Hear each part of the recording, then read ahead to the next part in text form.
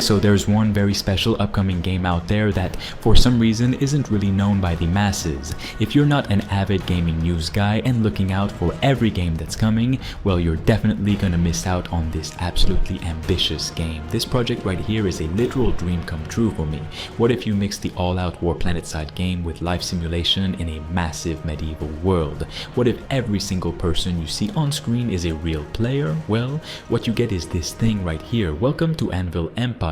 By the way guys, the gameplay you're seeing now on screen is from I Saw a Bear on YouTube. Huge thanks to him for providing me his gameplay, so make sure you check him out. What if thousands of players could wage war, build cities, and shape a massive open world in real time, and it actually worked? That's the promise of Anvil Empires, and if you haven't heard about this game yet, buckle up.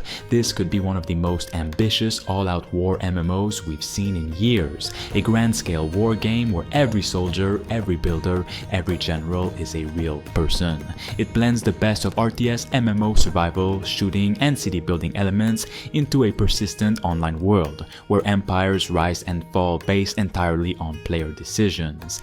And here's the kicker, it's not just in development anymore. The developers are launching their biggest public stress test on June 9th, and it's completely free. No pre-orders, no keys, no paywall. And just jump in and be part of something that could genuinely reshape the multiplayer landscape.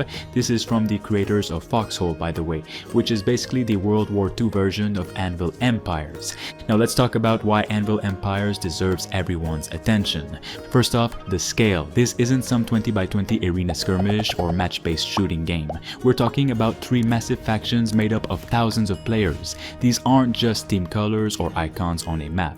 These are living, breathing, player-driven civilizations that build their own towns, establish governments, manage supply chains, and declare war. Everything is controlled by players. You could be a frontline soldier, a resource gatherer, a scout, a tactician, a politician, or even a humble builder, shaping the backbone of your empire.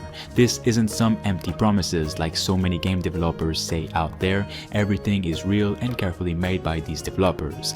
The game takes place in a massive, persistent world that doesn't reset. Every road laid, every building constructed, every outpost fortified, it all remains. The map evolves over time based on the choices players make. Imagine carving out a trade route with your guild only to see it become a contested warpath weeks later, or building a watchtower at a strategic hill, and then watching it become the focal point of a brutal siege. It's not about grinding for loot or chasing stats, it's about being part of a living world that reacts to what you do.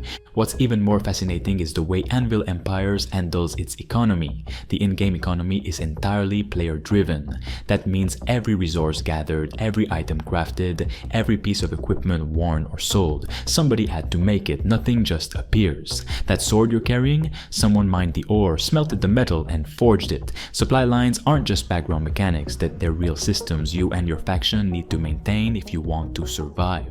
And when wars break out, the destruction doesn't just affect combatants. Entire economies can be disrupted. A siege might cut off a vital iron mine, or a burned down bridge could sever your faction's access to food supplies. Now, if you saw the latest trailer, you know exactly what I'm talking about. It looks absolutely stunning in motion. It's stylized, sure, but with real attention to tactical detail. The terrain actually matters. Hills give you elevation advantages, forests offer concealment, and rivers can slow troop movements unless you build proper crossings. You're not just clicking around a flat map, you're navigating real terrain with real consequences. And that feeds right into the combat system. Battles in Anvil Empires aren't chaotic mob fights, they're coordinated military operations, formations, flanking, siege engines, logistics. This stuff matters. Charging into a fortified town without siege weapons, you're going to get wiped. Marching an army without food or supplies, they're going to desert or die. It's all part of the game's incredibly deep systems. And let's not forget the politics. That's another huge piece of the Anvil Empires puzzle. Within each faction, players can organize their own leadership structures. That means elections, councils, hierarchies. Basically, your faction's government is whatever the players decide it is. This introduces a layer of player-driven diplomacy, negotiation, and internal politics you don't see in most MMOs, and it creates real consequences. Poor leadership can cripple a faction. Strong leadership can unify hundreds of players into a coordinated, unstoppable force. But what really sets this game apart is how much it depends on player cooperation. This isn't a solo hero fantasy. democracy. You can't carry your faction by yourself. You're a cog in a machine and you'll succeed or fail based on how well your group works together. That might sound intimidating, but honestly, it's what makes this game so compelling. When 100 players rally to build a town together, or when a dozen units march in perfect formation under one player's command, that's the kind of emergent gameplay you just can't script.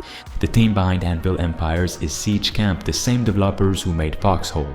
If you've played Foxhole, you know these guys are serious about player-driven warfare. Foxhole was a cult hit, known for its hardcore logistics and community-driven warfare. Anvil Empires is like Foxhole's bigger, more ambitious sibling, set in a medieval world with deep crafting systems, strategic warfare, and large-scale politics.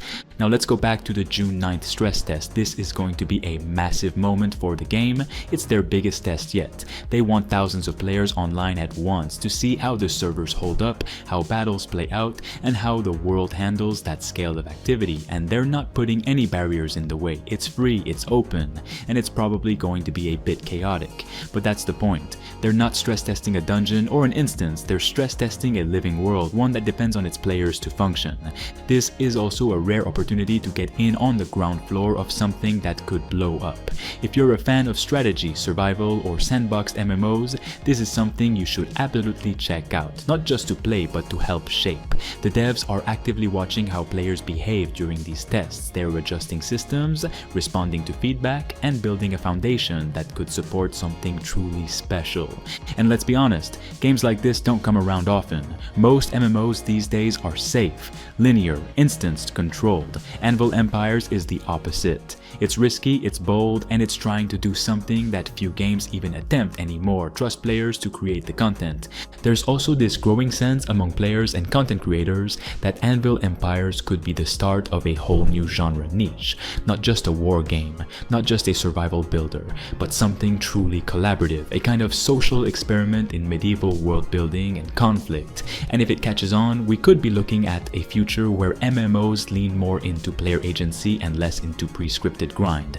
So yeah, it might get messy, servers might buckle, supply lines might fail, and battles might spiral into chaos, but that's what makes this exciting. You're not just playing a game, you're part of a living history that's unfolding in real time. When your town survives a siege because of your efforts, when your army pulls off a clutch flanking maneuver, when your guild builds something meaningful, that's the stuff that stays with you. Whether you want to be a warrior, a builder, a strategist, a politician, or just a wandering trader looking to make a few coins between warring factions, Anvil Empires gives you the freedom to find your role. There's no right way to play, there's just your way and the people you choose to play with.